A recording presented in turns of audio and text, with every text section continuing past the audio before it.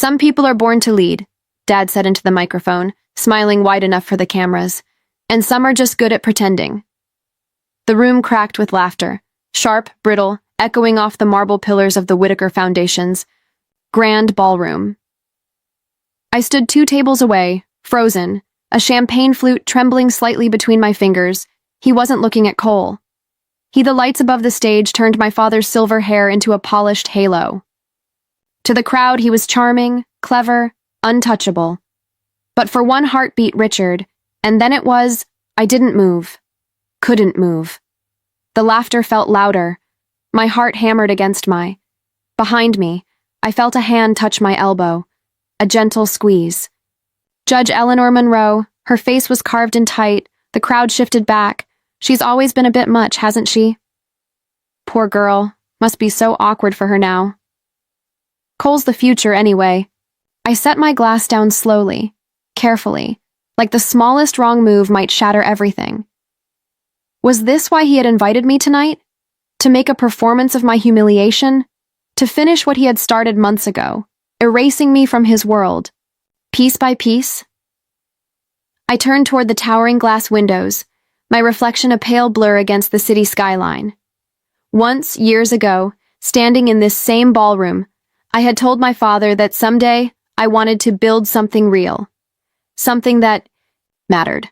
He had placed his hand on my shoulder then, squeezed it, and said, "You will, Lauren. You already are." The same hand that lifted me up now shoved me down, without blinking. The mayor's voice boomed over the speakers, calling for the next portion of the evening. I didn't hear him. I didn't hear anything. Just the faint rush of blood in my ears, the brittle laughter still ringing, the crack of something unseen, but irreversible, in the foundation of everything I thought we shared.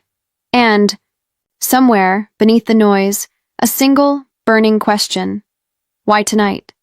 Why me? Why now? I didn't leave right away. Some stubborn, aching part of me needed to see it for myself. The Whitaker Foundation exhibit, a glossy installation tucked just off the main ballroom, celebrated the pillars of our success. Scholarships, outreach programs, humanitarian awards. For years, I'd walked past the same centerpiece display, a photo of my father and me at my first fundraising gala, my face flushed with pride, his hand resting proudly on my shoulder. Tonight, the space was different. My father's photo remained, larger than life under the glass. But where there had once been 2 figures, smiling together, now there was only one. They had cropped me out. So cleanly, so perfectly, you wouldn't know I had ever been there at all. Next to the photo, a new placard gleamed under the spotlight. The II, Future of Philanthropy, Cole Whitaker. A smaller easel leaned against the wall, half hidden behind a cluster of tall lilies. It held my old Young Philanthropist award, cracked across the corner. The frame bowed as if someone had stepped on it and forgotten to fix it. I stared at it for a long time, feeling nothing at first. Just a kind of hollow buzzing under my ribs, like the sound of wind slipping through broken glass. Behind me, the murmur of the gala continued. Music, clinking glasses, polite laughter. A world spinning on without me. I turned to leave, my heels clicking softly on the polished marble. That's when I felt someone fall into step beside me. It was Evan, my cousin, once my closest ally in this gilded world. He didn't smile, didn't make a joke to cut the tension like he usually would. He just leaned in and whispered, voice tight, "You need to be careful, Lauren.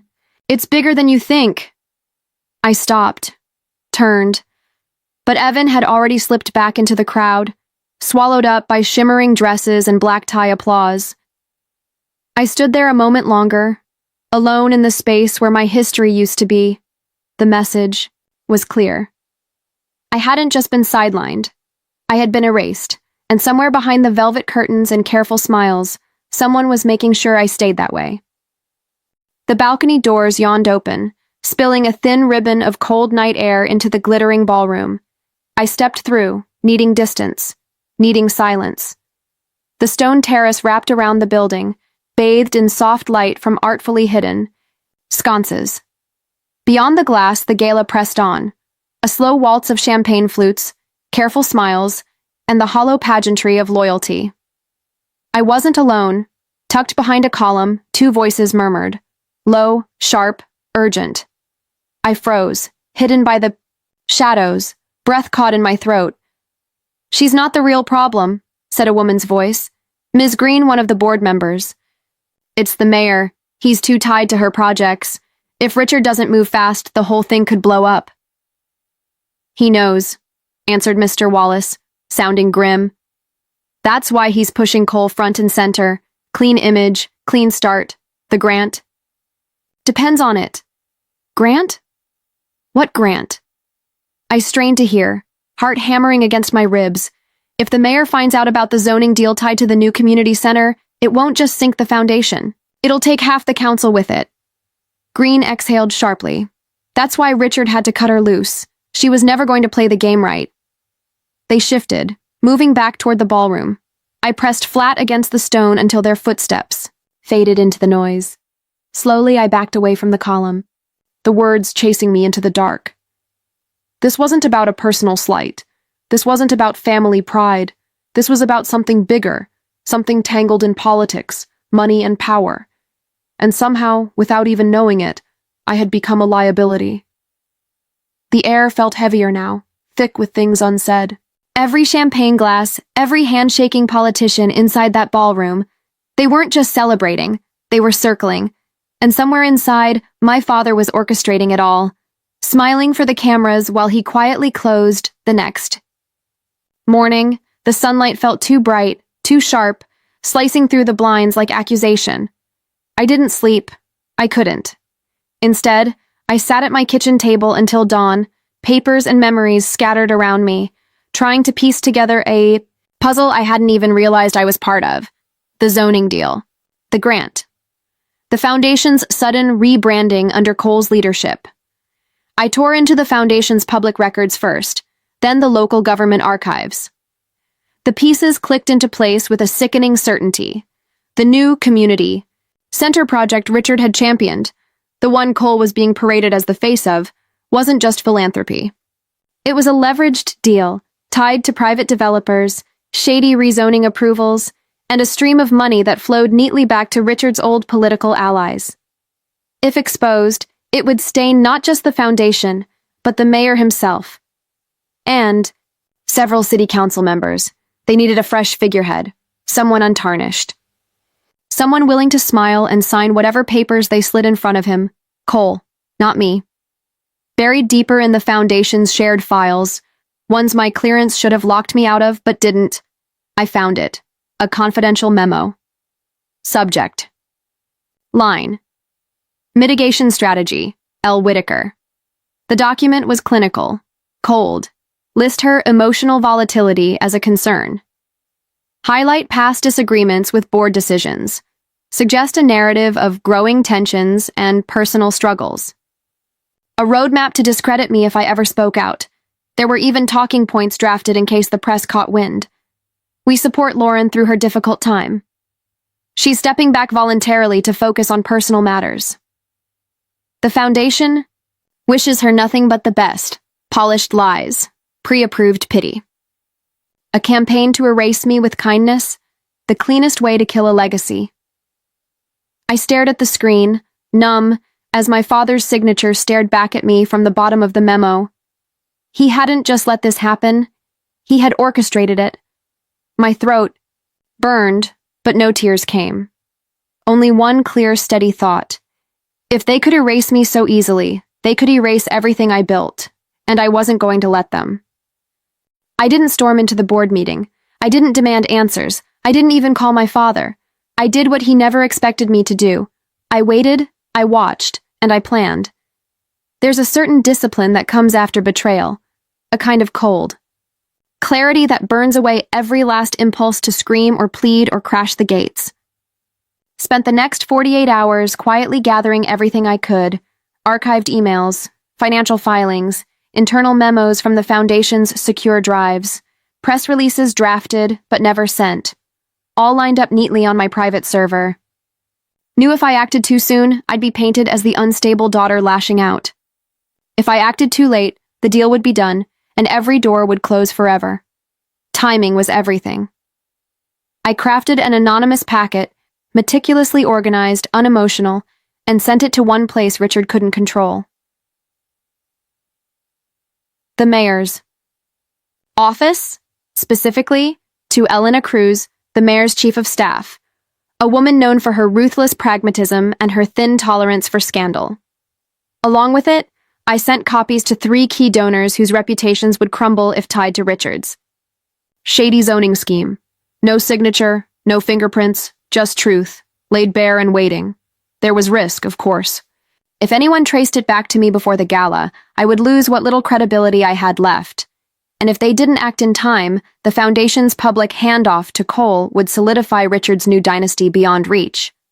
But sometimes, you don't get to pick a safe fight. Sometimes you have to step into the fire, not because you think you'll win, but because walking away would be the louder defeat. The clock was ticking. The gala was less than 72 hours away. Richard thought he had buried me quietly under the marble floors of his empire. He didn't know he had only pressed me deeper into the bedrock, the place where real foundations are built. The night of the gala, the Whitaker Foundation gleamed like a cathedral. The chandeliers burned brighter than ever. The champagne was colder. The smiles, wider, tighter, sharper. On the stage, Richard stood before the crowd, one hand resting proudly on Cole's shoulder. He spoke about legacy, about honor, about the future. He didn't mention me, not once.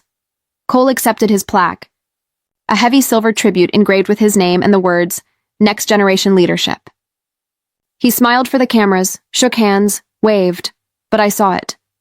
For a brief moment, as the crowd clapped and the flashes popped, Cole's fingers trembled against the award's edge. He wasn't as certain as he looked, neither were they. I caught the first signs from the donors section. A glance exchanged, a whisper passed too quickly, a woman in pearls tapping furiously on her phone beneath the tablecloth. The air shifted, not enough to disrupt the choreography, but enough to sour the sweetness. By the time Richard called for a standing ovation, only half the room rose to their feet. The others hesitated. At my table, Judge Eleanor Monroe remained seated, her hands folded neatly in her lap, her eyes cold and unblinking. Across the hall, Mr. Wallace dropped his gala program upside down, a small but deliberate crack in the facade. The leaks had started to spread, whispers on social media, anonymous emails forwarded to reporters, rumors about the zoning deal and the foundation's real motives. They didn't have names yet. They didn't have proof. But suspicion was oxygen in a room full of open flames. Richard smiled. Through it all, wide and blinding, as if he could still control the story through sheer force of will. But cracks once opened only spread. And somewhere beneath the golden glow of chandeliers and applause, the empire he built began to tremble. The program was supposed to end with Cole's coronation. Richard had built it that way. A perfect, controlled story arc. Introduce the heir, celebrate the future, erase the past. The crowd was already shifting, preparing to toast the new chapter. When the mayor stepped to the podium, Mayor Thomas Ellery adjusted the microphone slowly, deliberately. The chatter stilled. The music faded to a polite hush, and then with a voice that carried clear across the grand ballroom, he said, "Before we conclude tonight, there's one more honor to bestow." The pause was deliberate, calculated. I watched Richard stiffen, his jaw tightening beneath the practiced smile. "Tonight," the mayor continued, "we recognize an individual whose vision, whose integrity, and whose tireless work have built the very foundation we stand upon." A ripple went through the crowd. Confusion, curiosity. I felt my heart kick once, hard. Please join me in honoring our city's pride, Ms. Lauren Whitaker. There was a heartbeat of stunned silence, a perfect suspended moment, before the room exploded. Gasps, a few awkward claps, a low murmur rising into something louder, harder to ignore. I didn't move at first. I couldn't. The spotlight swung across the ballroom, searching, until it landed squarely on me. I stood, slowly, feeling every eye in the room turn toward me, some wide with surprise, others narrowed in sudden calculation. Across the ballroom, Richard's face was carved in stone. Cole stared at the floor, the plaque still clutched tightly in his hand. I walked forward, every step deliberate, every muscle trembling with control. At the edge of the stage, Judge Monroe rose quietly from her seat, stepping beside me, her hand steadying my back just once before letting go. I climbed the stairs without looking back. The mayor extended his hand. His grip was firm, unwavering. "You built this city's hope, Lauren," he said, low enough for only me to hear. They just wrote their names on it. The applause grew, not thunderous, not overwhelming, but real. Real enough. I didn't smile. I didn't cry. I simply stood beneath the lights, the daughter they thought they had erased, and let the truth, quiet and immovable, speak for itself. I didn't need to say anything. The mayor did it for me, with the kind of precision only someone with everything to lose could deliver. He turned to the audience and began, not with praise, but with numbers projected behind us, on the massive screen usually reserved for donor montages, came slides that cut through the room like scalpels. Number of community grants initiated under my leadership. 47. Number of scholarships dispersed from programs I personally designed. 312. Number of public records showing I had been stripped from authorship in the past 6 months. 19. Gasps. Whispers. The sound of silverware forgotten on fine china. Then came the next slide. Internal memos, leaked emails, a document titled Mitigation Strategy, L. Whitaker, displayed in full, with Richard's signature crisp and undeniable at the bottom. If questioned, suggest emotional instability. Position as voluntary departure. Encourage narrative of personal fatigue and transition.